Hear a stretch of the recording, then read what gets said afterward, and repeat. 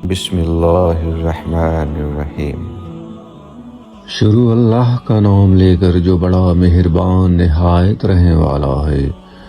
حضور اکرم صلی اللہ علیہ وسلم کی عادات مبارکہ۔ حضور اکرم صلی اللہ علیہ وسلم چلتے تو نگاہ زمین کی طرف رکھتے اور دائیں بائیں نہ دیکھتے،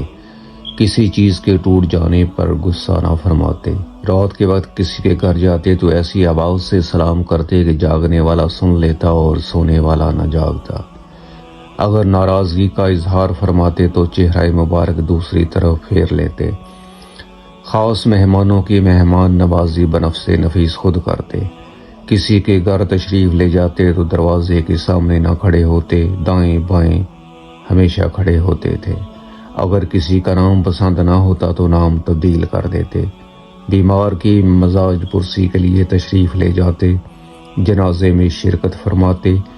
3 دن سے قبل قرآن ختم نہ کرتے، نفلی عبادت چھپ چھپ کر کرتے، صحابہ کرام رضی اللہ تعالی اجمعین سے ملتے تو مصافحہ کرتے اور دعا دیتے، جب کھڑے ہوئے غصہ آتا تو بیٹھ جاتے اور بیٹھے ہوئے غصہ آتا تو لیٹ جاتے، بچوں کے پاس سے گزرتے تو سلام کرتے، خوشی کے وقت آنکھیں مبارک نیچی کر لیتے، 3 چیزوں سے دوسرے آدمیوں کو بچائے رکھتے، کسی کی مذمت نہ کرنا، کسی کو آر نہ دلاتے، کسی کا عیب تلاش نہ کرتے،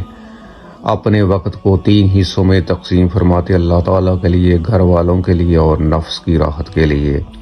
ازواج مطہرات کے پاس ہوتے تو بہت نرمی اور خاطرداری فرماتے اور ہنستے بولتے رہتے، گھر کے کاموں میں خود کو مصروف رکھتے، جیسے گھر کی صفائی، مویشیوں کو چارہ دینا، بکری کا دودھ دھونا، خادم کے ساتھ کام کرنا، بازار سے سودا لانا، اپنا جوتا خود سی لینا اور پیبند لگانا وغیرہ۔ شروع شب میں سوتے اور نصف شب کے قریب شروع میں ہی جاگ جاتے، مسواک کرتے اور وضو فرماتے، اکثر اوقات عبادت میں ہی رہتے تھے، آرام فرماتے تو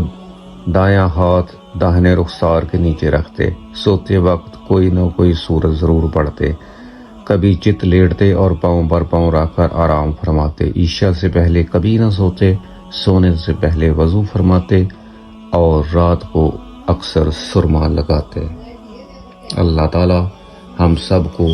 حضور صلی اللہ علیہ وسلم کے اسوہ حسنہ پر چلنے کی اور ان کی عادات پر عمل کرنے کی توفیق عطا فرمائے، آمین ثم آمین۔